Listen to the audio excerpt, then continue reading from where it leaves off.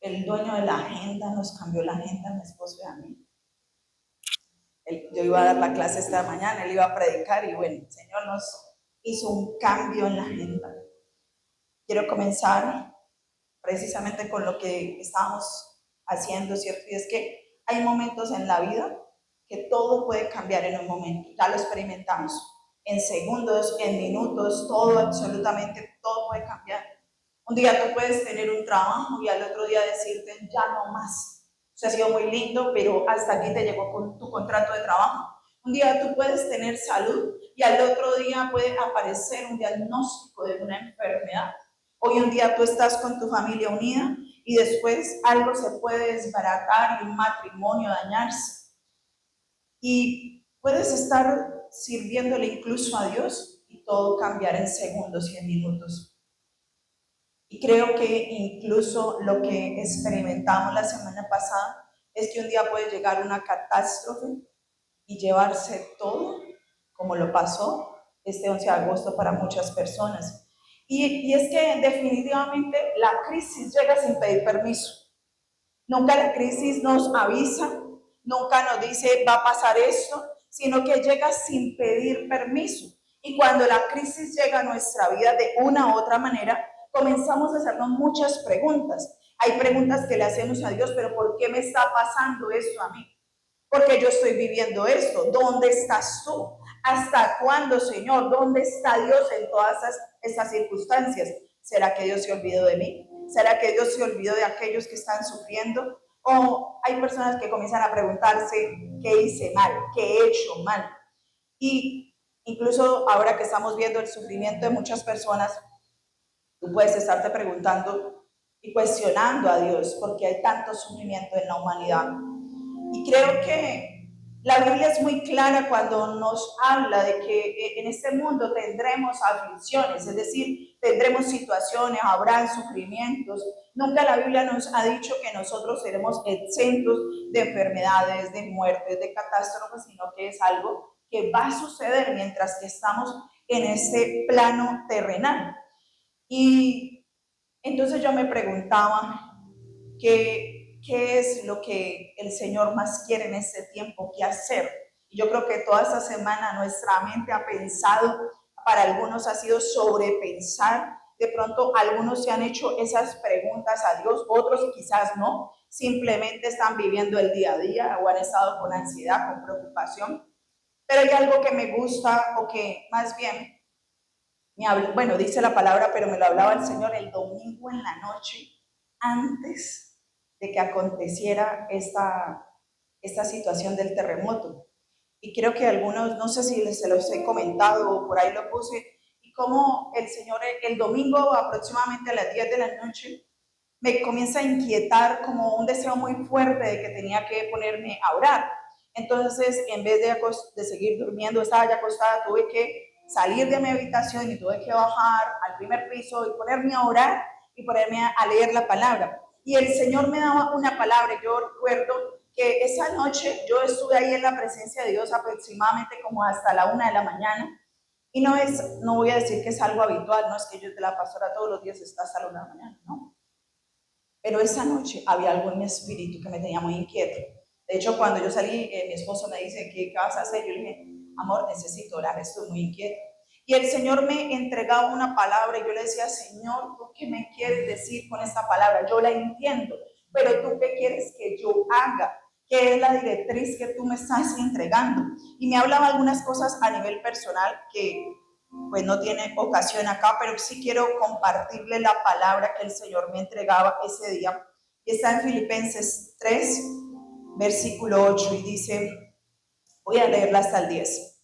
Dice, y a decir verdad, incluso estimo todo como pérdida por la excelencia del conocimiento de Cristo Jesús, mi Señor. Por su amor lo he perdido todo. Y lo veo como basura para ganar a Cristo y ser hallado en Él, no por tener mi propia justicia que viene por la ley, sino por tener la justicia que es de Dios y que viene por la fe en Cristo, a fin de conocer a Cristo y el poder de su resurrección y de participar de sus padecimientos, para llegar a ser semejante a Él en su muerte.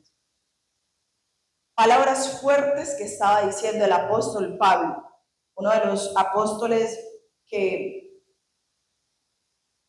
escribió muchas cartas del Antiguo Testamento, aproximadamente unas 13 cartas, del Nuevo Testamento, aproximadamente unas 13 cartas escribió. Y es quien entrega como mucho de lo que sería la doctrina cristiana del Evangelio. Pero cuando nosotros leemos un poquito el contexto, y yo sé que la mayoría lo sabe de quién era el apóstol Pablo, pues dice la escritura, o él mismo habla de él. Si yo tengo, digamos, antes de esas palabras, después de esas palabras, él decía, si yo tengo algo de qué gloriarme, si yo tengo algo de qué confiar en la carne, pues soy yo, porque para el apóstol Pablo confiar en la carne era confiar en los logros que él había tenido hasta ese momento. Entonces él decía, yo he sido un experto en la ley, porque él había sido entrenado en una de las escuelas más fuertes de la época, en la escuela de Gamaliel, y él estaba entrenado, él tenía una doctrina súper excelente de qué era la ley de los judíos, como él no solamente la conocía, sino que la practicaba. Y por eso el apóstol Pablo fue uno de los perseguidores, de los primeros seguidores de Jesús. Él perseguía a la iglesia de Jesucristo, porque él decía, bueno, ¿cuál es esa doctrina de Jesús que está hablando de la gracia? Y yo estoy hablando de la ley, de todos los ritos que habían que hacer. Es decir, que era un hombre experimentado, tenía bastante conocimiento, preparado, podríamos decir, académicamente. Un hombre que tenía todos los estudios, es decir, tenía como toda una hoja de vida frente a ese tema. Pero no solamente eso, él dice es que yo también fui circuncidado, es decir, que él había hecho la práctica de la ley, es que yo soy un ciudadano romano. En esa época ser un ciudadano romano era algo de mucho poder, de mucho prestigio. Vengo de la tribu de Benjamín, es decir, él tenía todo como cuando usted dice, vengo de una excelente familia, tengo un apellido grandioso. No es solamente eso, Pablo era un empresario exitoso. Él vendía carpas, entonces también, mejor dicho, su vida era una vida que tenía muchísimos logros. Pero cuando Dios llama a Pablo, los que han leído la historia saben que el llamado fue tan fuerte que Pablo tuvo que quedar 3 días ciego. 3 días estuvo allí ciego para recibir el llamado de Dios.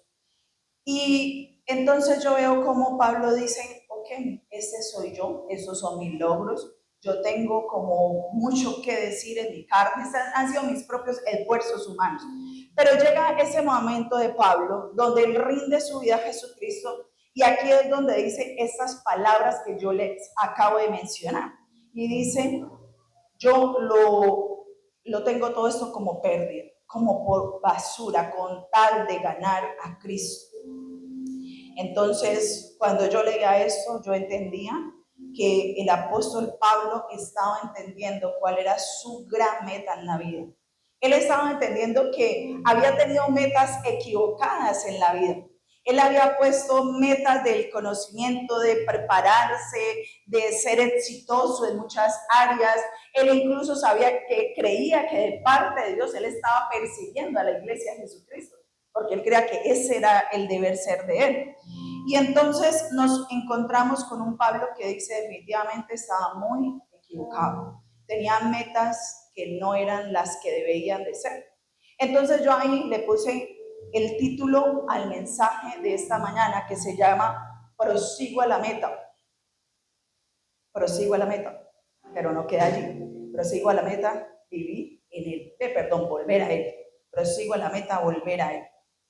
Ya habíamos visto que el mensaje se llamaba Vuelve a mí, o sea que vamos en la misma línea, pero dice prosigo en la meta, volver a él.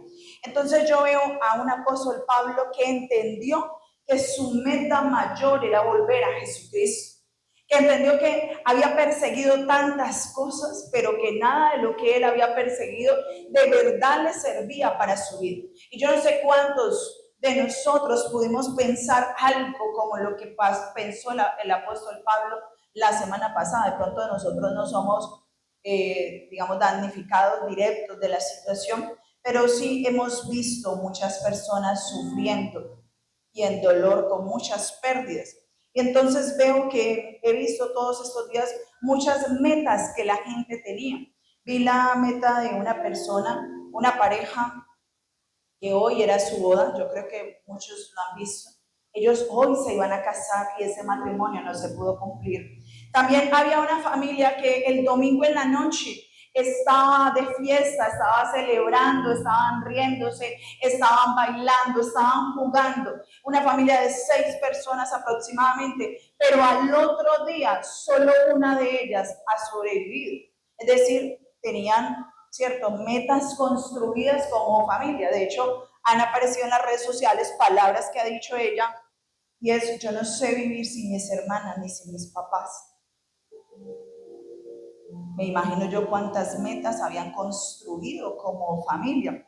He visto personas también, vi una historia de una persona que decía: es que construimos este edificio con mis hermanos para que fuera un patrimonio familiar, y lo que tuvimos que hacer es que varios de mis hermanos tuvieron que emigrar a otros países para que ellos enviaban dinero, entonces así se podía construir ese edificio, pero el edificio se derrumbó totalmente. Es decir, ellos sacrificaron tiempo de familia, ellos sacrificaron mucho de estar allí juntos para poder construir ese patrimonio, quizás para la vejez de sus papás, no sé, o para su propia vejez, pero todo se derrumbó en un momento. Entonces uno comienza a pensar y comienza a meditar, y yo meditaba esta semana el Señor, entonces de aquí para allá, ¿qué sigue?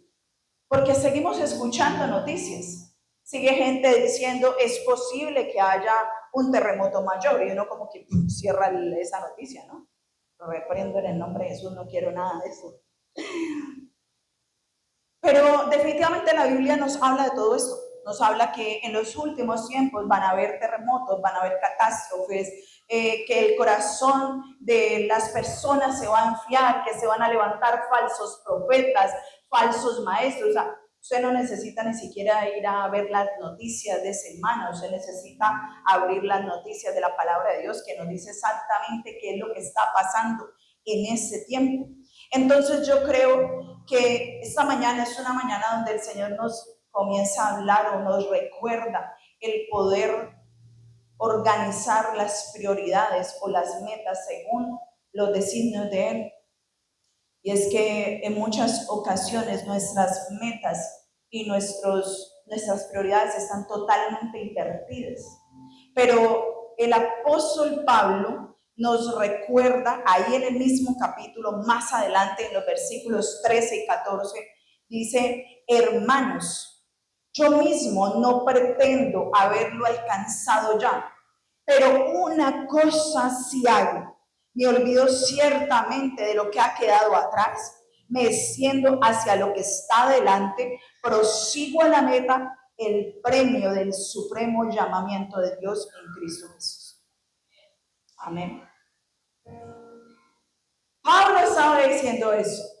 Yo sé todo lo que he logrado, yo sé todo lo que he hecho, yo sé todos los cartones, digámoslo así. Yo sé que seguramente no era así, pero yo sé todo lo que he logrado empresarialmente, académicamente.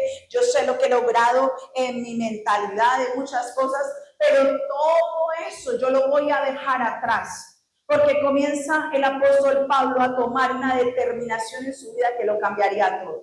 Y dice: yo prosigo a la meta, que es el supremo llamamiento de Cristo Jesús. Y yo creo que esta mañana Dios va a hacer 2 llamados a 2 tipos de personas. El primer llamado es aquellos que están viviendo una vida fuera de la voluntad de Dios. Aquellos que están viviendo una vida que ha seguido su vida en pecado, en rebeldía, una vida en la que simplemente Dios es una herramienta para apagar los incendios de su vida. Ese es el primer llamamiento, porque muchos hemos vivido así en algún momento de nuestras vidas, cuando Dios se vuelve el Dios bombero, el Dios que yo necesito, al que necesito que me supla una necesidad. Pero Dios no quiere eso. Dios quiere realmente hijos que se relacionen con Él. Así que el primer llamado en esta mañana es para aquellos que han vivido una religión pero están lejos de una relación con Cristo. Aquellos que dicen, sí, yo estoy en la iglesia, sí, yo voy a las casas de paz, o de pronto cuando el tiempo me da, cuando el trabajo me lo permite, yo voy, pero se han distanciado de esa relación con Jesús. Aquellos que de pronto en su día a día ni siquiera se acuerdan de Cristo, o de pronto se acuerdan, pero ni siquiera toman unos minutos para orar. Yo no sé cómo te encontró ese momento en ese terremoto. Si te encuentro durmiendo, si te encuentro charlando, si te encuentro beringo, yo no sé, porque la gente beringa, ¿cierto? La señora dijo, no, yo quedé paralizada porque yo estaba desnuda y yo decía, ¿cómo yo voy a salir así? Yo creo que me hubiera pasado lo mismo. Yo me quedo ahí, yo no sé qué me va a pasar, pero yo no voy a salir así.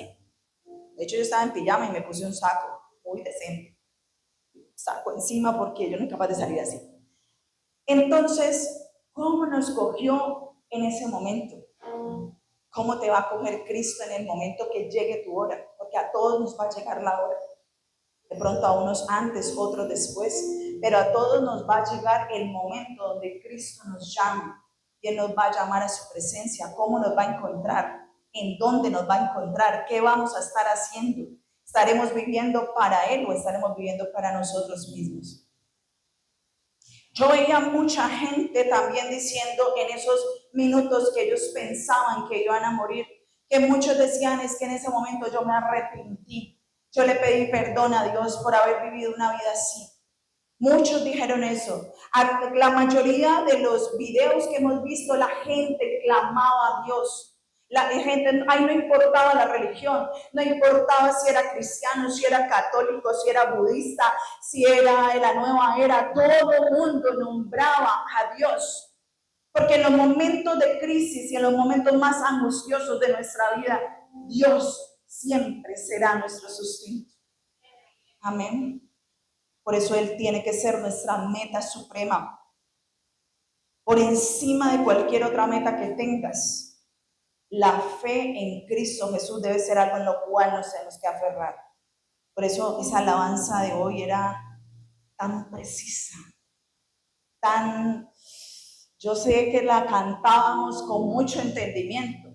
Yo sé, no sé si todos, pero sé que muchos la cantábamos con mucho entendimiento. Pero el mismo apóstol Pablo tenía un sentir en su corazón, que era que a él le dolía demasiado ver cómo muchos a los que se les había anunciado el mensaje de la cruz de Cristo se habían convertido en enemigos de la cruz.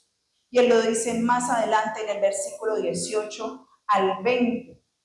Y ahí viene una exhortación de parte del apóstol Pablo para ese tiempo, la iglesia que estaba en ese tiempo, pero también para nosotros hoy. Dice, porque como muchas veces les he dicho, y ahora lo repito llorando, muchos viven como enemigos de la cruz de Cristo. Ellos viven de una manera que los está llevando a la destrucción. Ellos quitaron a Dios y lo reemplazaron por sus propios deseos. Presumen de hacer lo que debería darles vergüenza y solo tienen la mirada puesta en las cosas terrenales. Versículo 20, en cambio nuestra patria está en el cielo y de ahí estamos esperando que venga el Salvador, nuestro Señor Jesucristo. Pablo estaba exhortando a una iglesia que le había sido predicado el mensaje de la cruz, pero se han vuelto enemigos de la cruz de Cristo, porque les importaba más sus propios deseos, lo que tenían que hacer, lo que querían hacer, lo que era su propia vida. Y yo creo que hay muchas personas a las que Dios está llamando y les está diciendo, ya no necesitas vivir más tu vida así, necesitas rendir tu vida a Cristo. Porque esos son los primeros a los que Dios está llamando. Sé que muchos estarán aquí sentados, de esos que Dios está llamando de esta manera. Aquellos que quizás la manera en que llevan su propia vida los está llevando a la destrucción. Y no solamente en esta mañana quiero hablar o mencionar aquellos pecados que son muy visibles, pero también yo siempre digo, hay cosas del corazón que son ocultas, que te están llevando a la destrucción. Muchas cosas de lo que tú has querido hacer, hay personas que Dios les ha dicho, no más así. Yo ya te dije cuál es la instrucción y la siguen haciendo a su propia manera, pensando que va a haber siempre tiempo, pero no sabemos si siempre tendremos el tiempo.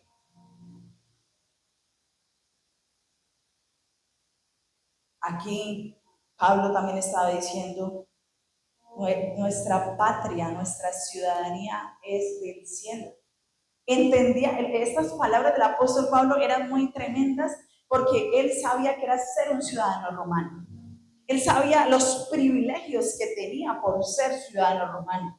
Es decir, que había algo que lo estaba identificando, esa ubicación geográfica a él le estaba diciendo, ok, esos son los privilegios que tenía. Pero Pablo entendía algo mucho más alto, y es que su ciudadanía no venía, su patria era una patria celestial. Porque cuando tú entiendes que tu patria no es aquí en Colombia, sino que hay una patria celestial, entonces tú entiendes cuál es la identidad que Cristo ha depositado sobre tu vida. Porque tú sabes a quién perteneces. Así nos muriéramos, ¿cierto? Físicamente. Pero cuando estamos en Cristo, nunca moriremos. Cuando estamos en Cristo, tenemos la promesa de resucitar juntamente con Él. Amén. Por eso, en medio de todo lo que estaba hablando Pablo, de todas las crisis que se podían presentar, de todas las situaciones que se pueden presentar terrenalmente, Pablo entendía y la Biblia nos habla de que la crisis siempre son escuelas de aprendizaje. Y creo que una de las metas que Dios tiene es que podamos en ese aprendizaje aprender a depender de Él, a vivir para Él, a vivir ese reino que Dios nos ha llamado.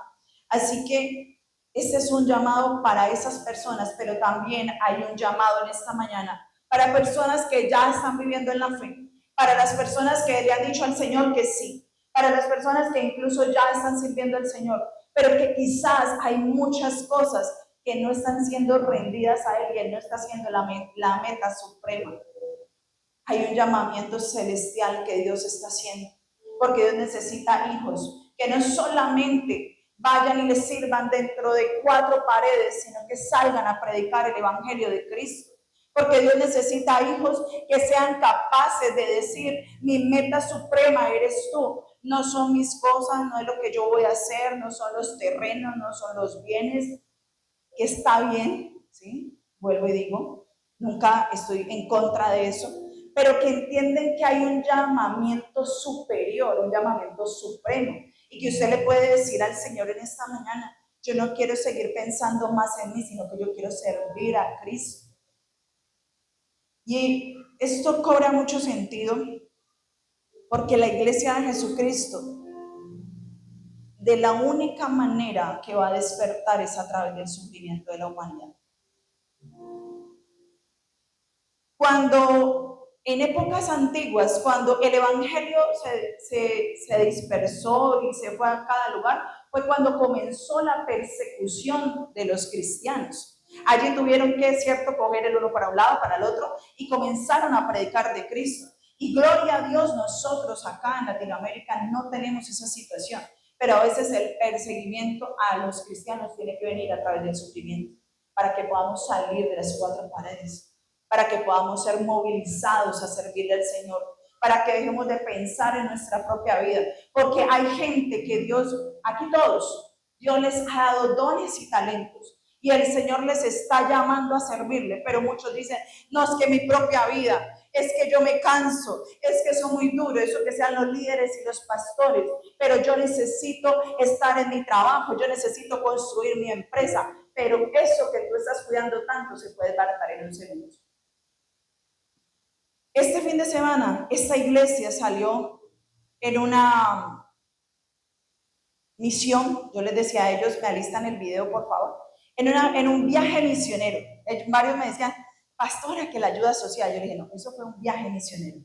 Porque no solamente se fueron a llevar ayudas a rincones donde no ha ido personas, sino que llevaron la palabra de Dios y llevaron ese mensaje de salvación. A mí me impactaban cuando ellos me decían, pastores, es que nosotros le hicimos a muchos esa decisión de fe, de confiar en Jesucristo, y a nadie había ido a ese lugar a predicar de Cristo, gente totalmente olvidada, gente totalmente abandonada, rincones donde el Evangelio de Jesucristo aún no ha llegado, y pensamos que sí. Yo quiero mostrar un poquito de lo que ellos estuvieron haciendo este viernes. Estuvieron en Toro, en Bolívar, ¿no? Bolívar, yo ni sabía que existía. Norte del Valle.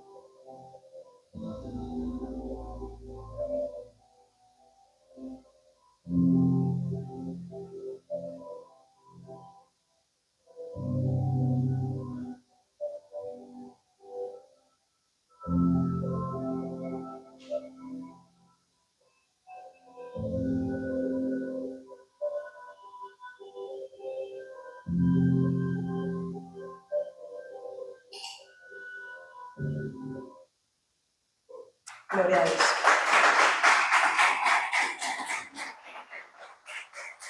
Miren, no se trata únicamente de ir a llevar comida.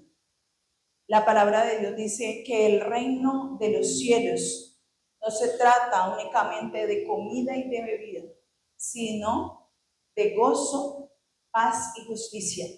Le voy a decir, la palabra de Dios dice que el gozo solamente lo puede producir la salvación. Cuando una persona recibe salvación, dice la palabra de Dios, el gozo de la salvación, porque todo lo demás es momentáneo. Entonces, es una labor que la iglesia debe de hacer, no solamente llevar pan y alimento, está bien por eso. Todo Colombia se está movilizando a hacerlo. Empresarios, ateos, cristianos, católicos, lo que sea. Es decir, que la compasión yo lo veo en cada ser humano, porque al fin y al cabo cada ser humano es una criatura de Dios, sea que le crea o no. Es decir, que la compasión está en todas las personas. Y hemos visto cómo Colombia se ha movilizado. Pero le voy a decir algo muy poderoso, y es que la palabra de Dios no todas las personas la pueden llevar a todo lugar. Hay gente que se ha ido a llevar el alimento, pero sigue al otro día igual de triste y de aburrido. Pero cuando usted lleva ese gozo de la salvación, porque una persona tiene la certeza de que si falta en esta tierra va a irse a una eternidad con Cristo, eso no lo cambia a nadie. Cuando usted lleva la paz, que no es una paz momentánea, sino la paz que solamente puede producir el príncipe de paz que es Jesús. Que hay una justicia que tú llevas a cada rincón, porque tú no estás hablando como hablaba Pablo de su propia justicia, sino de la justicia que se hace en Cristo Jesús cuando Él fue a la cruz por esa persona que está sufriendo. Eso marca totalmente la diferencia de la labor que la iglesia de Jesucristo hace frente a otras corporaciones, instituciones que, gloria a Dios, también se están levantando. También por eso hemos entendido como iglesia que queremos comenzar a sembrar no solamente una palabra de aliento, sino que queremos comenzar a sembrar la palabra en esas familias. Por eso esta iglesia va a comenzar desde hoy a levantar personas que quieran sembrar una Biblia. Yo también quiero que pongan el anuncio allí. Yo estoy aquí predicando y dando anuncios de una vez, pero es muy pertinente para el mensaje de esta mañana. Aquí dice, sembremos esperanza a través de su palabra.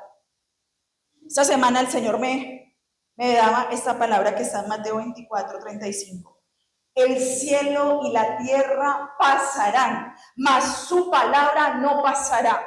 El cielo y la tierra pasará, mas su palabra no pasará. Cuando tú siembras la palabra de Dios, eso nunca va a pasar. Esta tierra un día no va a estar, pero su palabra nunca dejará de existir, porque su palabra es Cristo mismo. Amén. Denle un aplauso al Señor.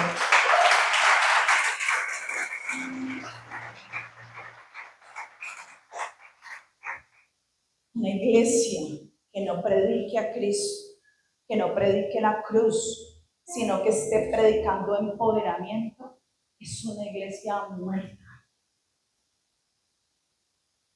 Porque para empoderamiento hay crecimientos de personales, seminarios de crecimiento personal, chéveres, me gustan. Pero una iglesia se tiene que distinguir porque está predicando el evangelio de Jesucristo. Una iglesia, y cuando hablo de iglesia hablo de nosotros. La iglesia no es este lugar, esto es un auditorio. La iglesia es cada uno de nosotros que puede ir y caminar con Jesucristo y llevarlo a cada rincón. Y puede poner esa meta suprema, que sí, gloria a Dios por todo lo que vamos a lograr. Porque les digo algo, yo he tomado una determinación a raíz de eso.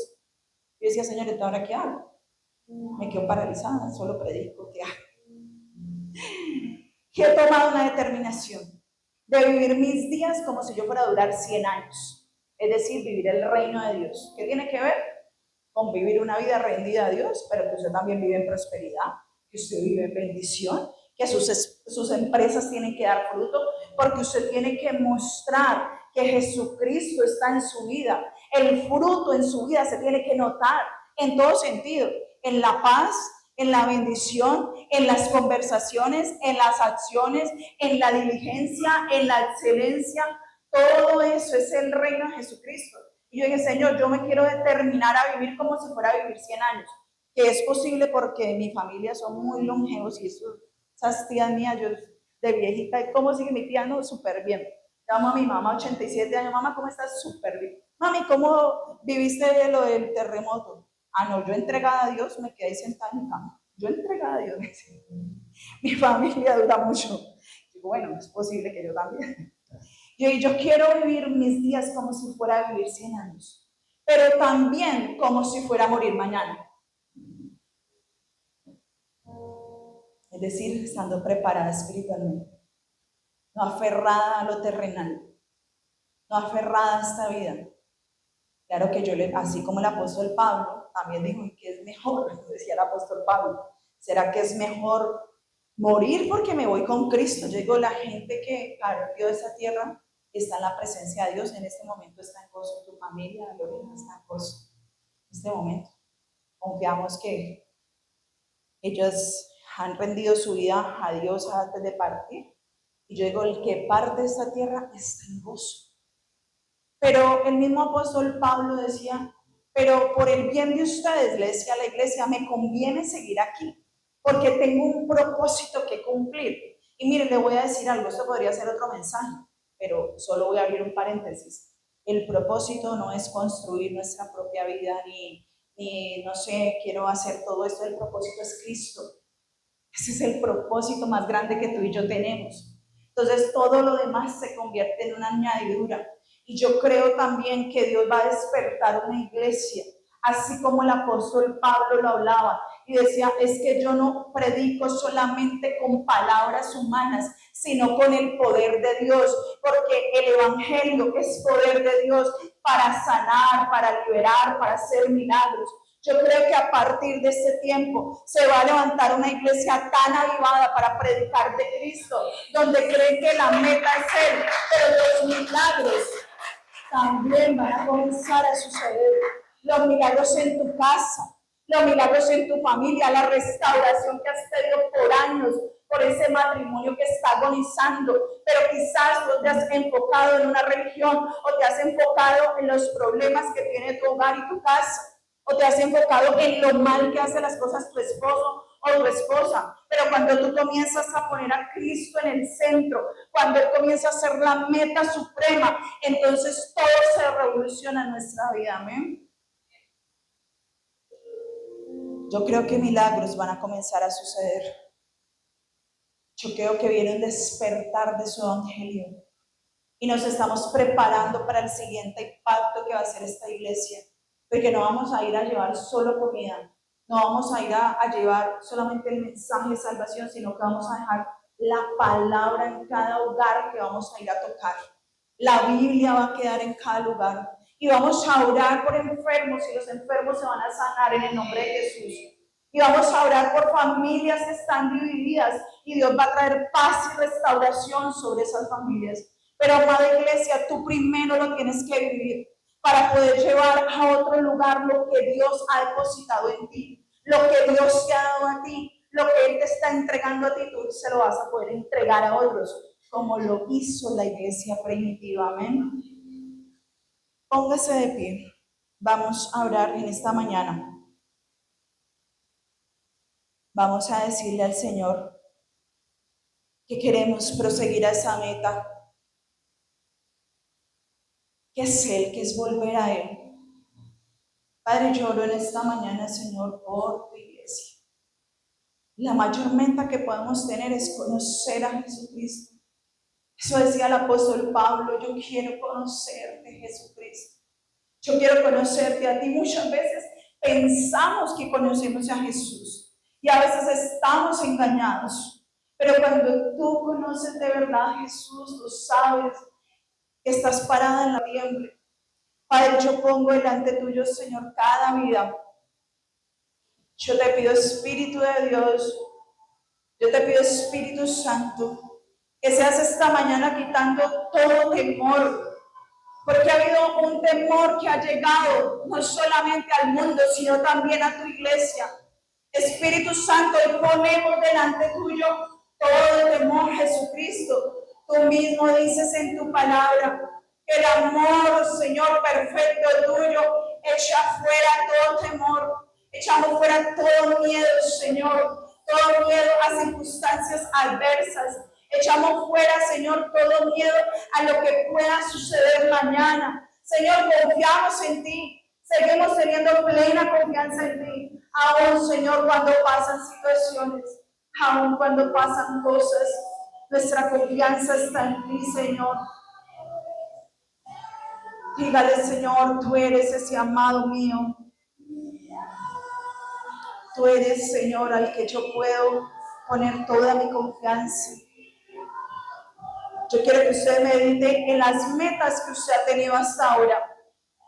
¿Cuáles han sido esas metas? Si han sido financieras, si han sido familiares, si de pronto el Señor está llamándote en esta mañana para reorganizar las metas, para reorganizar las prioridades. Y si es así, hay personas que en esta mañana, a través del mensaje, Dios les está llamando a volver a Él, a rendirse a Él. Hay personas que Dios está haciendo un llamamiento santo, y es que se puedan volver a Él, que quiten toda acción y todo lo que está pasando en sus vidas que no está siendo acorde a la voluntad de Él. Y yo quiero que si tú eres una de esas personas, tú puedas pasar acá adelante. Yo quiero orar por ti. Yo quiero orar por esas personas que están sintiendo ese llamado en esta mañana